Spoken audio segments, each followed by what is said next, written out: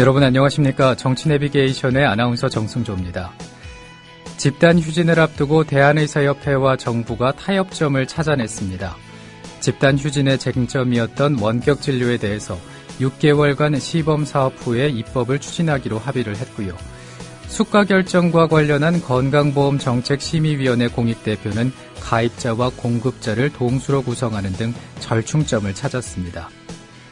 물론 파업 철회 여부가 의협 회원 투표로 결정이 되지만은 양측이 쟁점에 대부분 합의를 했기 때문에 의료 대란은 피할 수 있을 것으로 전망이 됩니다. 정부와 의협은 합의 내용이 순조롭게 이행이 될 수 있도록 최대한 협조하길 바라면서 정치 내비게이션 시작을 합니다.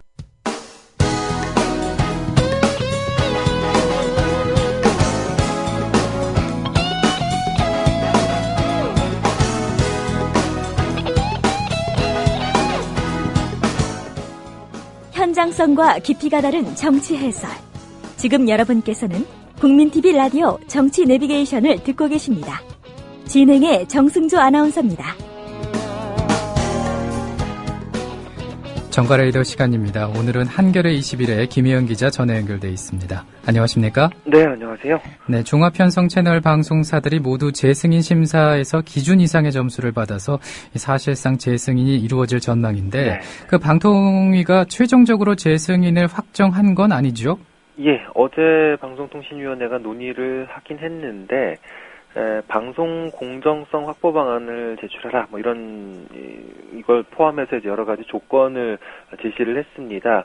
하지만 방통위 상임위원들 중에서 여야 위원들 추천이 3대2 비율이죠. 그리고 어제 발표한 대로 기준 점수를 모두 넘긴 상황이란 걸 감안하면 재승인은 사실상 이루어진 것으로 볼 수 있을 것 같습니다. 네, 이번 심사 결과에 대해서 여러 가지 기사들이 나오고 있던데 방통위 심사 결과는 어땠습니까? 예, 조선중앙동아일보, 조중동 계열 종편사들 있죠. TV조선과 JTBC, 채널A, 그리고 보도 전문 채널인 뉴스Y, 연합뉴스 계열인데요. 이 4개 방송사에 대한 결과였습니다. MBN 같은 경우에는 11월에 승인 유효 기간이 만료되기 때문에 앞으로 이제 별도의 재승인 심사를 받게 되는 거고요. 방통위 어제 발표 내용을 보면 총점이 1000점인데요. 재승인 심사에서 TV조선이 684.73점, 그리고 채널A가 684.66점으로 비슷한 점수를 받았습니다. 네. JTBC는 이보다 굉장히 높은 점수였는데 727.01점을 받았고요. 재승인 기준이 모두 650점이었기 때문에 이 3사는 전부 다 이제 기준을 넘긴 거죠. 네. 9개 항목별 점수가 대점의 40~50%에 못 미치면은 조건부 재승인 또는 이 재승인 거부를 할 수 있도록 했는데 3개 회사 모두 여기에는 해당하지 않은 것으로 나타났습니다. 네. 앞서 말씀해 주신 것처럼 재승인 기준인 650점을 모두 넘겼는데 근데 그 종편 방송에 문제가 많다는 얘기도 많았잖아요. 사실 지난해 8월에 벌써 이제 시정 명령을 받은 적이 있었죠. 재방송 비율이 40%가 넘는다. 그리고 또 이 콘텐츠 투자가 아주 낮다는 것. 그리고 편성표를 보면은 시사보도 프로그램이 이 절반 가까이에 달해서 종합편성 채널이라는 이 이름에 좀 걸맞지 않는다. 이런 여러 가지 이유 때문이었는데요. 네. 종편 3사는 여기에 대해서 이 시정명령을 제대로 따르지 않았습니다. 그랬기 때문에 올해 1월에 또 과징금 부과 처분을 받았었죠. 각사가 네. 3,750만 원씩 과징금을 내도록 했었는데 방통위에서는 이걸 이제 재승인 심사에 반영하겠다고 했었는데 결국 재승인이 이루어진 겁니다.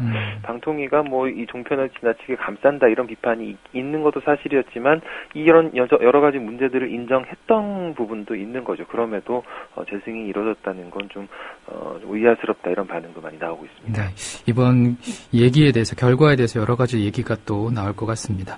자, 이렇게 종편들이 재승인을 앞두고 향후 수정 목표를 제출을 했을까 그것도 좀 궁금한데요.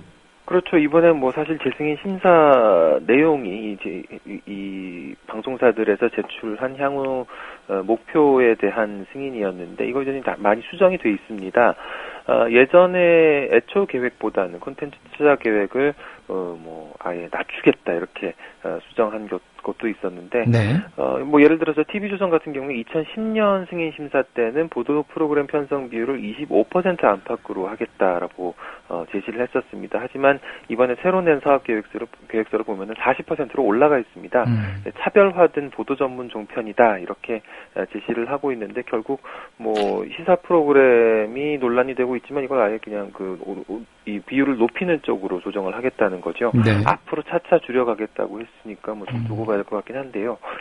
채널 A도 애초 계획보다 조금 더 높인 30%대의 이 보도 프로그램 편성 비율을 제시를 했습니다. 하지만 콘텐츠 투자 계획 그동안 뭐 너무 낮아서 문제다 이런 얘기들이 많았는데, 이건 뭐 현실에 맞게 고치겠다는 이유를 대면서 축소하겠다는 그런 방침을 수정 목표치에 담았습니다. 근데 그 시사 보도 프로그램이 40%대 이르는 방송이면은 종합 편성보다는 보도 채널에 가까운 거 아닌가 그런 생각이 드는데요. 그렇게 보이죠. 네. TV조선이 좀 전에 말씀드렸다시피 이제 40%대가 되는 건데, 사실상 뭐 종합편성의 기능을, 어떤 그런 정체성을 포기하고 당분간 보도 채널로 봐달라 이런 입장을 내보인 건 아니냐 이런 해석도 나올 수 있어 보이고요. 애초 출범하면서 이 TV조선은 이제 종합편성 채널의 다양성과 보편성을 구현하겠다 이렇게 목표를 내걸었었는데, 이것과도 좀 많이 달라졌다는 평가도 가능할 것 같습니다. 네. 그 배경에 대해서 사실 뭐 이 TV조선을 보유하고 있는 조선일보가 뭐 나름의 해명을 보도한 적이 있었는데요. 지난해 12월 4일 지면 기사를 통해서 이런 내용을 담았습니다. 방송법의 취지는 오락 프로그램 편중을 막는 것이기 때문에 보도 편중은 문제가 아니다 이렇게 얘기를 했었는데, 글쎄요 뭐 보는 인재에 따라서 시각이 달라질 수 있는 부분입니다만, 네. 방송법을 보면은 종합 편성에 대해서 보도 교양 및 오락에 관한 방송 프로그램을 포함하여야 하고, 그 방송 프로그램 상호 간에 조화를 이루도록 편성해야 된다 이렇게 돼 있는데, 이것과도 좀 다른 해석 아니냐, 뭐 조선일보 쪽의 얘기가 좀 상식이 어긋나는 것 아니냐 이런 지적도 나오는 부분입니다. 네. 종편 시사 프로그램의 문제에 대해서는 여러 가지 지적이 많이 나오지 않았습니까? 이게 뭐 사실 너무 많은 분들이 알고 있는 부분이고, 그동안 너무 많은 얘기가 나온 부분이라서 참 더 언급을 하는 게 뭐 필요한가 싶을 수준일 것 같은데요. 네. 흔히 뭐 평가하기로 제작비를 적게 들이고도 시청률을 높일 수 있는 쪽을 택하다 보니 지금 이런 식의 편성표가 나온 것 아니냐 이런 분석들이 많이 나왔죠. 패널들한테 어떤 선정적이고 자극적인 패널들로부터 그런 발언이 나오는 것을 토대로 시청자들을 끌어모았다 이런 논리인 건데, 대선을 앞두고 2012년 대통령 선거를 앞두고 이 종편 방송사들이 시청률을 대거 올렸던 게 대표적인 사례일 것 같습니다. 예를 들어서 채널A의 윤창중 전 청와대 대변인, 당시에는 직함이 그냥 시사평론가였습니다만, 윤 전 대변인이 나와서 안철수 후보에 대해서는 젖비린내가 난다, 이정희 후보에 대해서 싸가지 없는 며느리다, 이렇게 굉장히 원색적인 비난을 했는데, 이제 그걸 바로 그냥 방송에 내보냈었죠. 그러면서 야권으로부터 굉장히 큰 비판을 받았었는데요.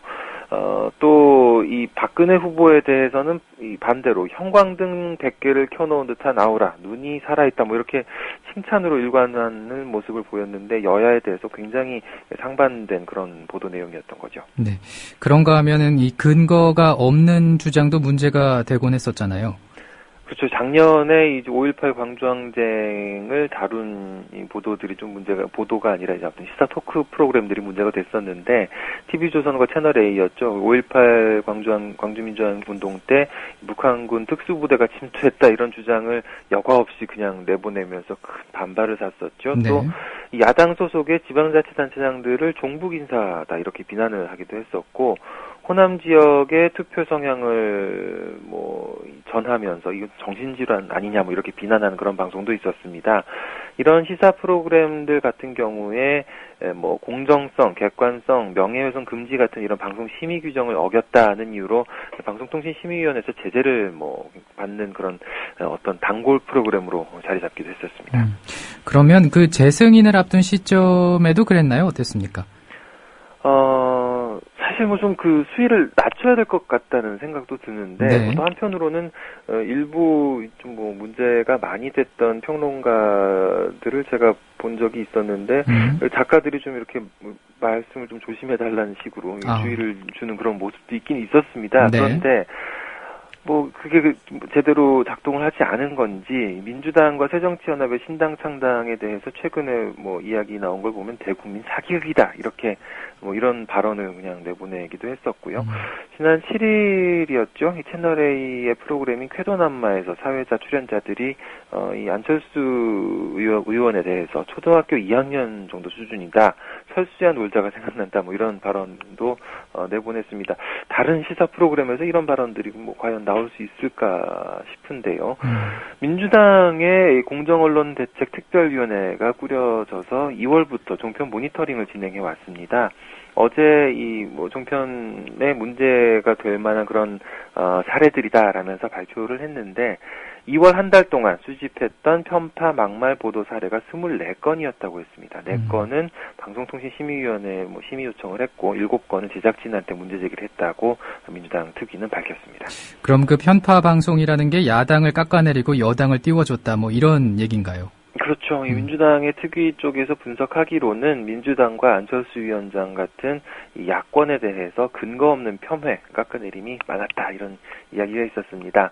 특위가 든 사례를 보면은 2월 6일에 방송됐던 TV조선의 김광일의 신통방통이라는 프로그램에서는 출연자가 민주당과 야권의 정부 정책을 반대하면서 손톱 밑에 가시로 뭐 그 구실을 하고 있다라고 표현을 했었고요. 네. 21일 같은 방송에 패널로 나왔던 한 출연자는 김한길 민주당 대표와 안철수 위원장의 시선이 엇갈렸던 한 사진을 가리키면서 요새 유행하는 말로 하면 이거 아웃 오브 안중이다. 안중에도 없단 말이죠라고 했다는데 이 부분에 대해서 민주당에서는 이게 야권을 깎아내린 거다 이렇게 지금 이야기를 하고 있습니다. 네.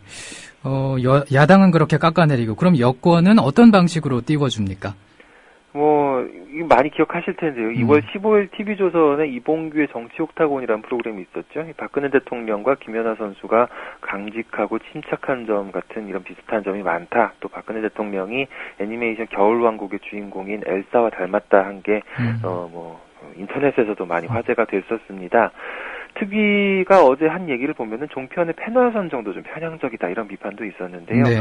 2월 3일부터 28일까지 모니터링을 해봤더니 패널 305명 중에서 256명, 256명, 83.9%가 여권 성향의 패널이었다는 겁니다. 반면에 야권이거나 또는 이 중립 성향의 패널은 모니터링 대상 가운데 49명밖에 안 돼서 16.1%에 불과했다는 게 민주당 특위 쪽의 분석이었습니다. 그렇군요. 이런 논란에 대해서 방통위는 아무런 제재도 하지 않고 있습니까? 사실상 눈 감는 건 아니냐 지금 이런 얘기들이 나오고 있는데요. 사업계획서에 아까 말씀드린 대로 내용이 바뀌었으면 이걸 왜 이랬느냐 좀 따져봐야 되고 이거 가능한 거냐 이렇게 따져봐야 되는 그런 모습을 보여야 될 텐데 그냥 바뀐 사업계획서대로 심사를 강행했다는 거죠. 그리고 더 큰 문제는 사업계획서가 이렇게 바뀌었는데 바뀐 내용이 재승인 의결안이 어제 상정됐는데 어제 이 상임위원들 방통위 상임위원들한테도 알려지지 않았다는 겁니다. 그나마 지금 여러 조건을 붙였다고 아까 말씀드렸죠. 이 사업계획서 주요 내용 변경하는 경우에 방통위 승인을 얻어라, 뭐 공정성을 확보해라 이런 조건들을 붙였는데 조건들을 붙일만 하다면은 결국 재승인에 문제가 있다는 것 아니냐. 그런데도 어떻게 이 종편 3사가 점수를 아무런 과락 없이 그냥 통과 점수를 받을 수 있느냐 이런 문제 제기도 나온다는 거죠. 그럼 말씀해 주신 걸로 판단을 해본다면 심사가 불공정했을 수 있다 이렇게 생각할 수도 있겠네요. 예, 그 부분도 지금 지적이 나오고 있습니다. 지난해 9월에 방통위에서 심사 기준을 정하면서 이 외부 전문가로 연구반을 구성을 해서 이제 뭐 일종의 컨설팅을 받았었는데, 공정성, 공익성에 대해서 그리고 기획 편성 및 제작 계획의 이 적절성에 대해서 60%에 미치지 못하면 조건부 재승인을 하거나 재승인을 거부할 수 있도록 뭐 일종의 과락제를 마련하자 이런 권고를 받은 적이 있었습니다. 그런데 이제 이번 재승인 심사를 보면은 이 두 가지 항목에서 TV조선은 57%, JTBC는 61.4%, 이 채널A는 55.3%를 받은 겁니다. 그러면은 TV조선이나 채널A는 60점에 못 미치니까 과락한 거 아닌가요? 근데 이제 방통위가 이 조건을 받아들이지 않았던 거죠. 이거 60%가 아니라 50%로 줄이자고 해서 방통위에서는 지금 50%로 적용하고 있는 건데, 네.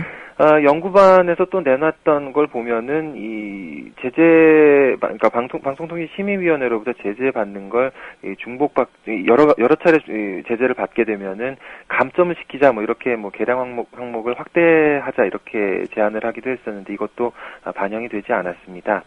민주당의 최민희 의원 얘기인데요. 만약 연구반이 제안한 대로 심사 기준이 마련됐다면 결과는 크게 달라졌을 것이다 이렇게 지적을 하고 있습니다. 어찌됐든 그 야당의 비판이 많을 수밖에 없는 상황인 것 같습니다.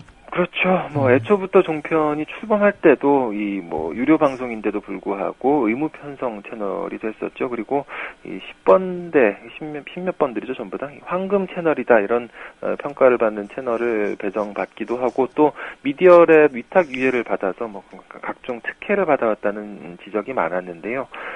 어쨌든 뭐 야당 또 시민사회에서는 뭐 언론단체들에서도 굉장히 비판이 많이 나오고 있습니다. 한 예로 전국 언론노조, 민주언론시민연합 등이 속해 있는 이 종편 국민감신단이라는 곳이 있는데요. 네.